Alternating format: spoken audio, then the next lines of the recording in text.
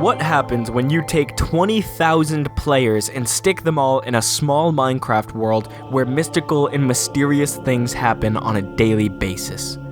My name is Jack, and this is what Minecraft's religions look like on the Stoneworks Minecraft server, the first world-building, town-building, roleplay, geopole, and history-making server in all Minecraft. You can join and start a culture and nation on the server today. Here is the IP for Java Edition, and click the little white card at the top right for a starting tutorial.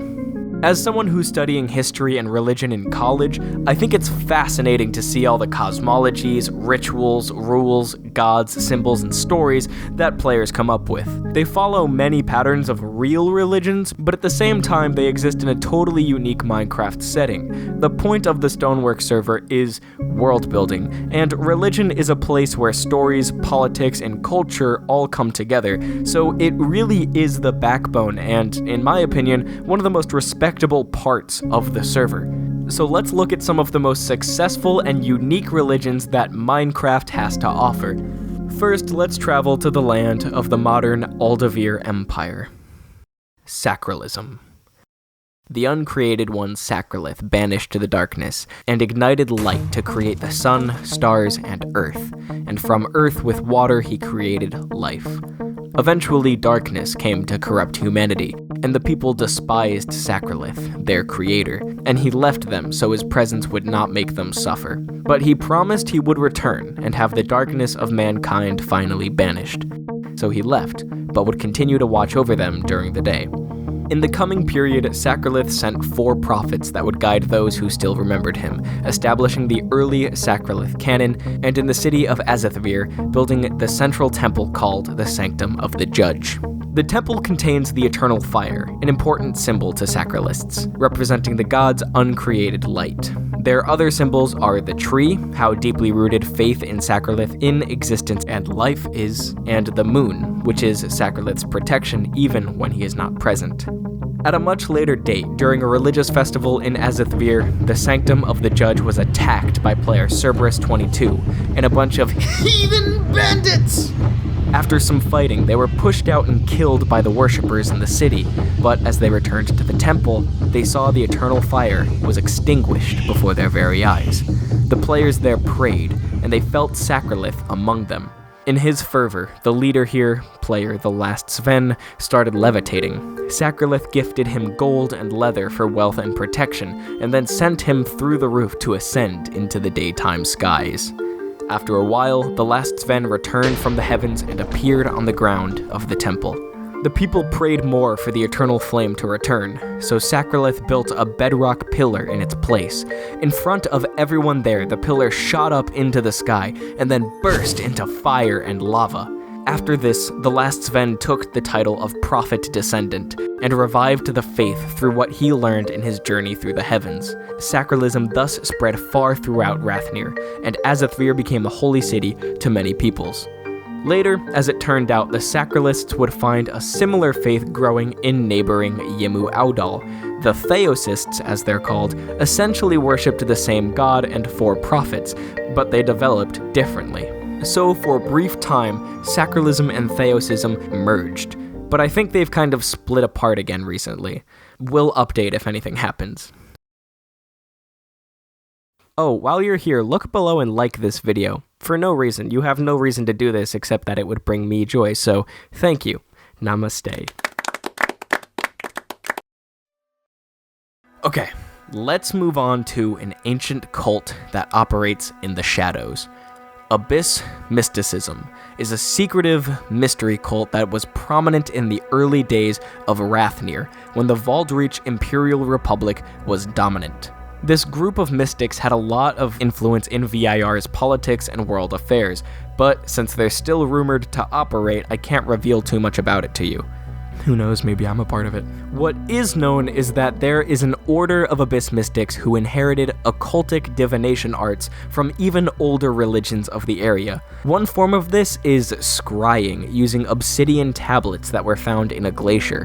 But fundamentally, the backbone of the religion seemingly is a collection of esoteric writings that detail the true nature of Rathnir's existence and the universal order. One of the most important backstories to Abyss mysticism, as it seems to me, is the descent of the player prophet Asur-Dirapal into the Abyss. This took place after the cataclysmic destruction of the first world in Stoneworks Minecraft, called Jagdis. Asur-Dirapal walked through the Abyss and came out the other side to the new world of Rathnir. The Abyss showed him how all the gods and things of existence are part of a greater prime principle, the one below, the deepest void in the darkness above, the Platonic consciousness. One of the mystics allowed me to share with you a fragment from the book Commentaries on Mysterium Tenebris, which plays out like this. My name is Arom Mior Flirua. There are no other gods, only deaf moons and blind fish, unaware of the coming of the deep sea. I am the reason and order, who uses the chaos and change to create. I am the mind, and all flesh is just a vessel for my reflections. And finally, I am the mirror that beholds only itself, thus casting infinite reflections and giving true life to some. Freaky. Like I said, some say the Abyss mystics still exist, but their ancient holy place remains hidden, and it has only been visited by a few people who follow the spirits of the mystics.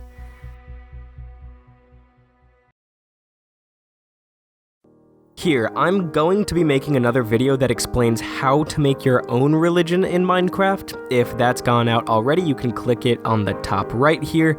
That'll explain the rules, regulations, and guidelines that we have around religions on the Stoneworks server particularly. It also explains how sacrifices and prayers work, which are really important for the players to communicate with their gods when they come down, give them advice or holy relics, something like that. Also, this will have an analysis of how to establish a religion and spread it, because that can be a really daunting task, even in Minecraft. But if you're interested, I want you to look at that, because look at this. Like, a third of the whole server doesn't have a religion. That's ridiculous in a world-building server, so you know who's gonna be the one to change that? You! I task you with converting the non-believers to your true faith, whether by crusade or building beautiful temples and rituals, as long as you follow the rules. Now, kind of in the opposite vein as the Dark Abyss, we now turn to the holy light of Lux. Lux is a temple-oriented religion based in the country Solicios. The gods that they worship are Lux and Tenebris. Lux and Tenebris are pitted in the cyclical eternal war that brings night and day. Now, when you die for good, you are weighed on your nature, and you will either go past the stars, to Lux's eternal flame in the heavens, or you will be cast out into the void and annihilated. The Luxites trace this faith back to the original desert nomads in Ummarnu, preceding the player's arrival into Rathnir. A long time after, the temple was erected and dedicated in the city of Luxios. With a giant sacrifice of golden blocks, the top of the temple started blindingly shining. A figure appeared before the high priests, and from it a small sun grew and remained hovering there. As such, the Temple of Luxios is the spatial focal point of the religion. Here is the eternal flame, which is believed to be Lux's lifeblood in Rathnir. The worship of Lux was stable for a long time at the Grand Temple, but one day, the player Beastkillertia logged on to find that the eternal flame was missing, and in its place there was only gravel. Around the city, all the chickens started speaking, babbling about the void, the sunken Isle of Tessel, and the flame being trapped underneath. Players Beastkillertia, Peter5885, and Ummarnu spoke around to the other players and figured out what was going on. And so they traveled to the Isle of Tessel, where there was once a void pit that played host to an ancient void god. The pit had been sealed for ages, following the Turtlonian Wars, which I made a video about earlier, but now it seemed that Lux and the Eternal Flame were torturously trapped underneath. So the three journeyed there and dug down to the void pit, where floating torches and blazes spawned, almost like it was a twisted distortion of Lux's true light. They prepared a lavish sacrifice there, and Ummarnu was thrown into the void by the other two to save the god of light. As soon as he died, a jarring scream was heard all around the server, and the void pit opened up to the world once again. As you can see by the reactions to this, many on the server did not take kindly to this void pit opening, even if it was to free the god of light. Players all spent a while filling the malevolent pit again, as is the mission of the famed Auroran Order, which was actually started on the Isle of Tesla. That's a story for another day. The Luxites, meanwhile, returned to their temple to find the eternal flame restored, and the hovering sun above the temple shining brighter than ever. The Luxites were able to retrieve the head of Ummarnu that the void spit back up, and now it remains on display as a reminder that the eternal flame burns because the people sacrificed for it.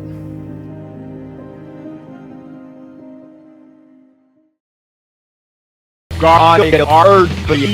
Time for a nap. I'm a cat who loves to snooze.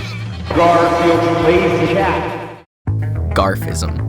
It's kind of a meme religion, but once you get into it, it's weirdly real, and I hate to say this, but it kind of mirrors the early history of Islam.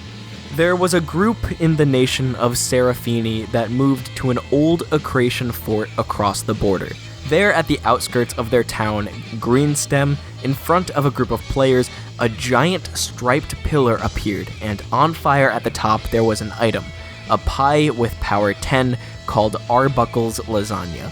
This revelation gave to them all the teachings of Garfism, which were written down in 6 books.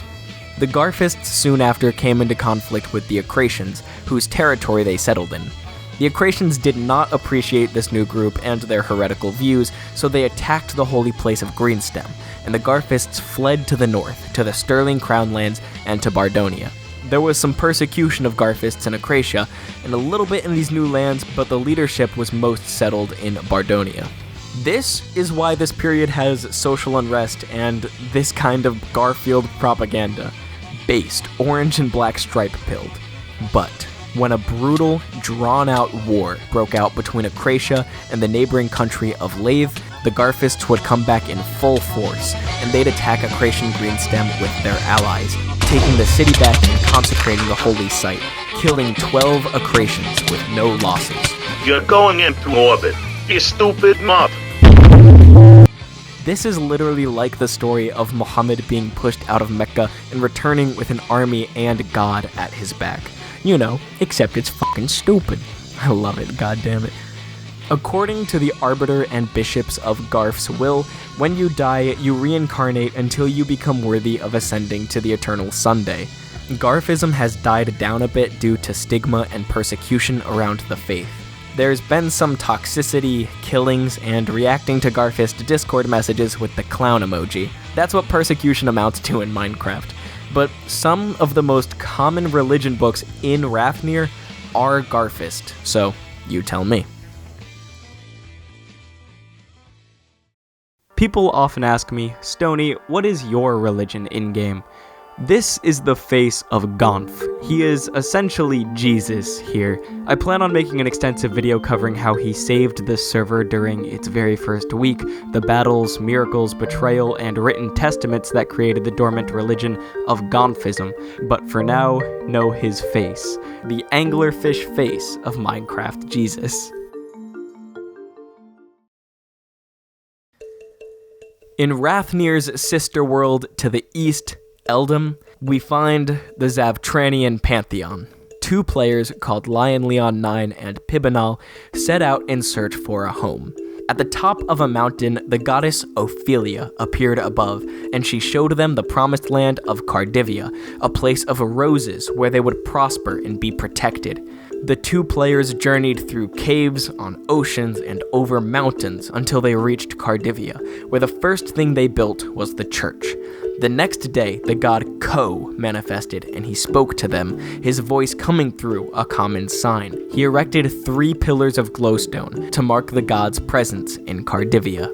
Now the thing about Eldom is, it has a lot of bandits, and violence, raids, and killings are rampant. This has ruined many a small town and sent many players fleeing. So, likewise, a swarm of bandits eventually descended on the fledgling Cardivia, and many were killed in the streets. The rest held up in the church, fearful that they'd be murdered and plundered. But then, Ofelia appeared before them. She spilt her own blood on the ground in front of all to witness, and told them that she and Co were love, protection, and life, and that they must follow in these ways and spread them unto others. After this, the people went outside, and all the bandits were cast out or dead. Cardivia was safe once again. The Zavtranian pantheon has gained a lot of traction throughout Eldom and even in Rathnir, as it spread throughout the now fallen empire of Plagatea. However, it still has many worshippers and a massive new temple in the middle of Cardivia that sports many holy relics and a sacrificial altar. Go check it out in Eldom, it's honestly super cool.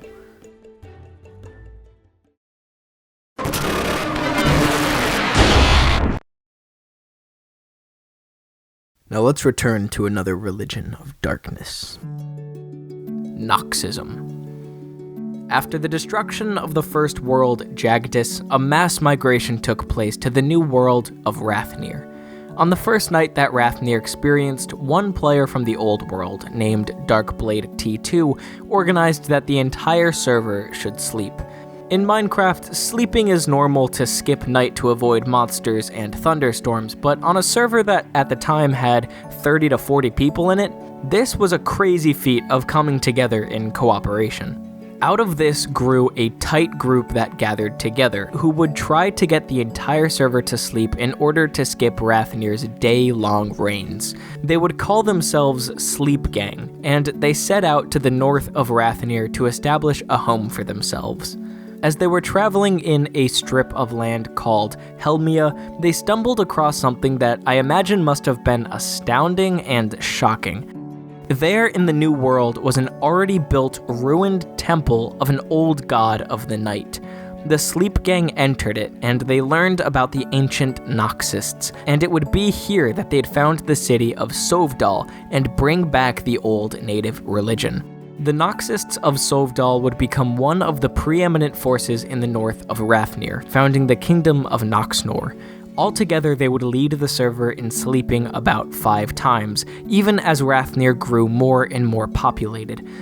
But after a month, there was a massive werewolf attack on many of the northern kingdoms, and when some bandits came to settle in the region's wilderness, it became clear that the kingdoms of the north had to unify to bring themselves protection and prestige.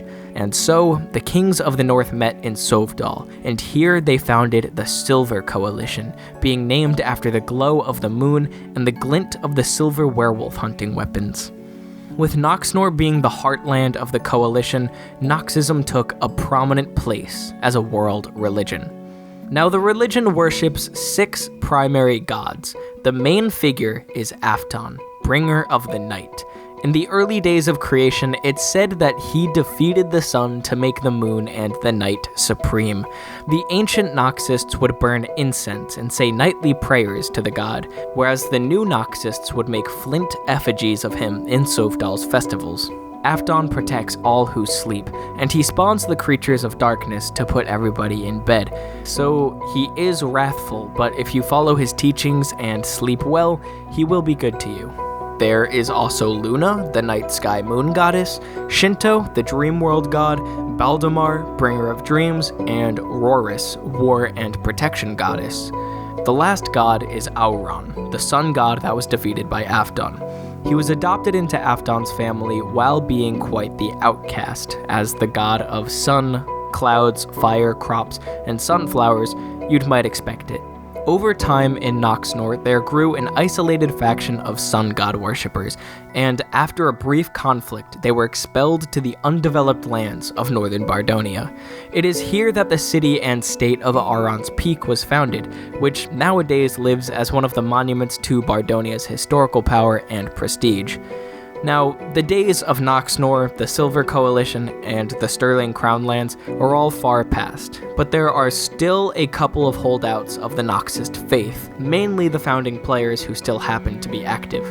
Perhaps, just like the god Afton, the faith just lingers in the dark.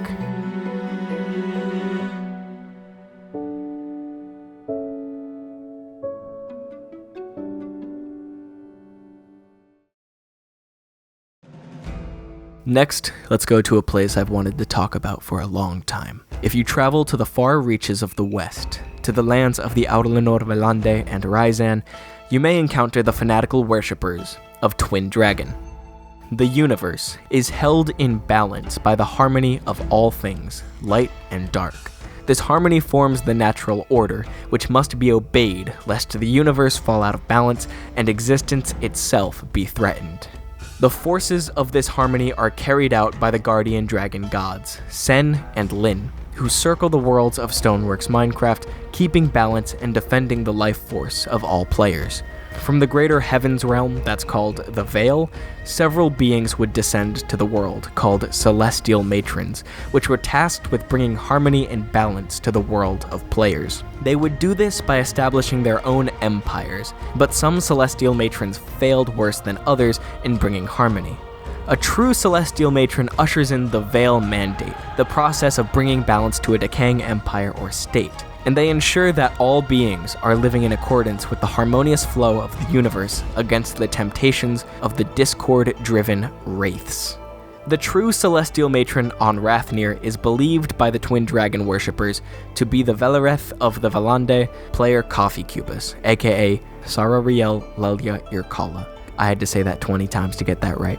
As the god empress of her realm here, anyone in the Outer Nord Velande must adhere to the tenets of the Veil Mandate and of Twin Dragon, else they face severe retribution for attempting to throw the mortal realm of Selea out of balance while in the presence of the Celestial Matron.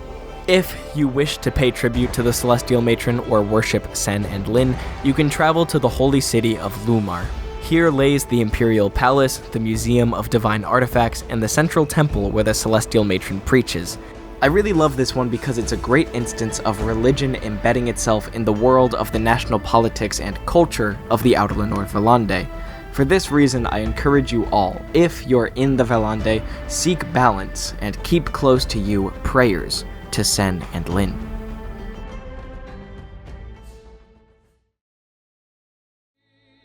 When I talk about religion in the Stoneworks Minecraft server, this is the elephant in the room. Soleannen. Soleannen is the worship of the god Solaris. He is the creator god of the Needin player race of Rathnir, as well as the god of fire, passion, and refined emotion. And for a long time, he was trapped in the sun. Solaris is worshipped alongside his moon water goddess wife, Soleannen, as well as 6 lesser god aspects, a bunch of saints, and ancestor spirits. This faith is inseparable from the ancient Asharian Empire. You can see this in one important story to the faith. In the early Asharian Empire, the town Pax Romana rebelled and killed the Emperor's envoys. Well, as the Asharians marched on their fort, the rebel players started flying and speed glitching, and they were swiftly wiped from Rathnir entirely. Solaris himself is then said to have descended on the town and smashed it, flattening the entire area. On top of it, the Asharians built this monument to the divine intervention.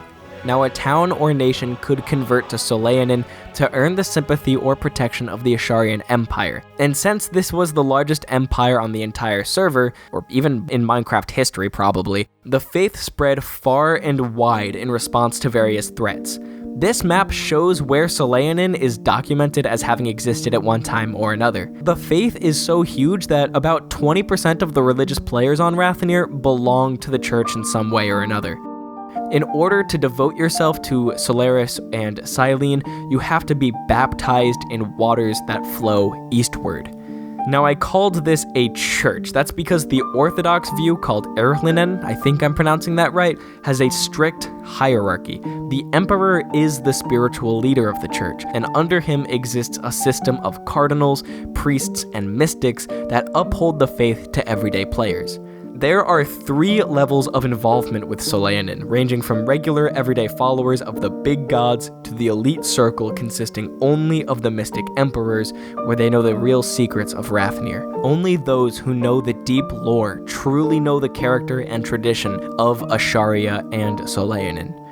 Now let's talk holy places, because Soleannen has a really expansive history. I talked earlier about the Void Pit on the island of Tessel, but this is actually more of an unholy place. Early in Asharia's history, there was a brutal war on this nearby island, where Asharians fought the nation of Void worshippers. Soleannen recounts this as Solaris himself being ensnared in the Void Pit, and the Asharians having to go free him and drive out the heathens. Sometimes the pit opens back up, but they do their best to close it and hide it. But sometimes you can't stop it. Now, a really holy place, the Sonakir Cathedral, is the centerpiece of the old capital of Asharia, Lilleanen. This is where they'd hold a bunch of ceremonies, and cardinals would give charity out to the town's inhabitants. You can visit the cathedral in the flooded ruins of Lilleanen, but being broken and destroyed, it's a shadow of the glory it once had.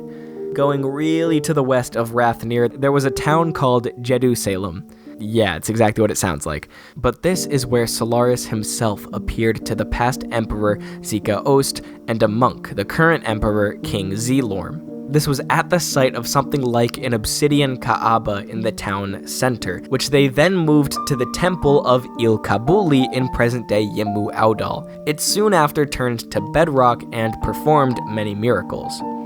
And lastly, for holy places, stone circles are prominent in Soleannen, especially if they're nature groves or mountains. It's like they're considered to connect our realm with the greater magical and spiritual realm, the Animarium. And I have to talk about a ritual involved here.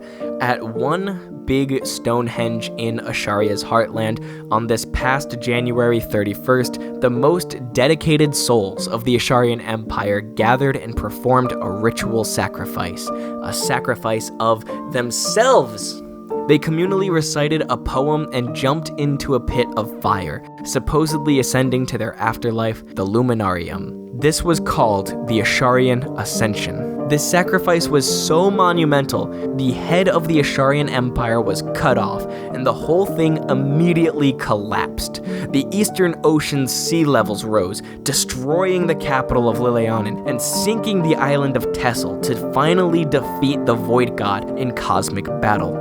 The remains of the Ascendant players wandered the old Asharian Empire for weeks and months as spirits, attacking anyone who settled it that didn't submit to Solaris. Generally under the leadership of player Debbie, the spirits would go on to fight all around the world, even conquesting the Mesa and re-establishing the long-lost state of Sewer Mafia. God, this is getting so wacky. Asharia took a long time to reform, but eventually it coalesced back into a familiar successor state, the Asperium Nidea. Soleannen became much more decentralized during this, and the new ideas and traditions began to take hold, and there's a big contrast between the ancient Asharian Soleannen tradition and the new ideas that have been added to the mix. Now, with how widespread Soleannen is, it has a lot of diversity, intentional or not. In Asharia, the church is relatively standardized, and heresy can get people kicked out or killed. But most Soleannen worshippers outside of here worship without using Asharian symbology, architecture, or as much focus on the imperial cult of the emperor. The most official offshoot of Soleannen is the Soleviel faith, which claims to trace itself back to the ascension of Asharia. It rejects the political unification of Soleannen under the emperor and heavily emphasizes unity by faith alone. Very Protestant. However, Soleviel still reveres the saints and gods, but not the militaristic saints that are involved with the expansion of the empire. You can find its center in the town Muviel in the Simulami Empire in Rathnir. I really like this. It's such an organic process of history and motifs and ideas and big events happening. It's what Minecraft religions ought to be.